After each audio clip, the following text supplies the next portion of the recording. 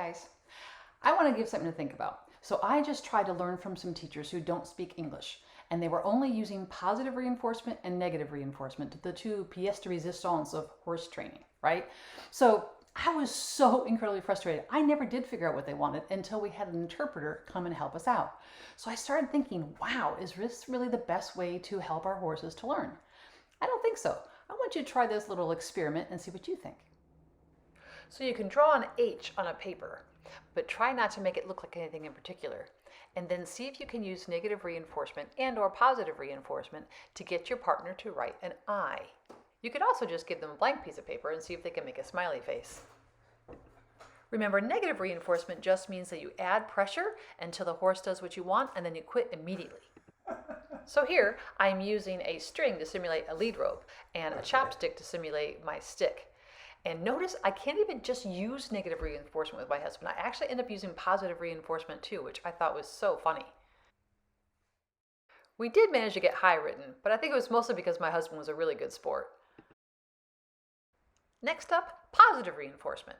So clicker training is a great example of that, where you ask the horse to do something and then you use your clicker the instant that they do it, and then they get some sort of treat.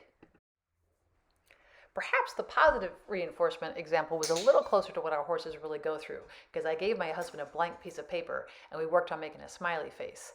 He was engaged and tried really hard, but it was definitely confusing. And I think Picasso would have some serious doubts about this smiley face.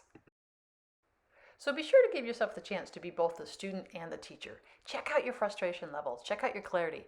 Are you finding yourself just wanting to have the chocolate chips and calling it even? And think about if your horse ever just dug their nose into the treat bag. So my conclusions? I found that both positive and negative reinforcement are really rough ways to learn. Number one, if you really don't know what you're doing, you spend a whole lot of time guessing, which can be incredibly frustrating. And number two, both positive and negative reinforcement assume that the only appropriate response is that the horse will do what the human says, no matter what. But the final travesty is, even if your pupil caught on and neither one of you got frustrated, all you have now is the word hi.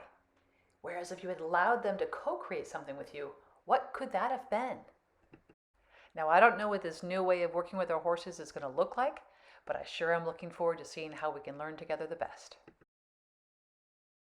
Thanks so much for dropping by today. We really hope you'll subscribe to our YouTube channel and drop by bridlesandbreath.com to learn about our online courses and to join our monthly newsletter.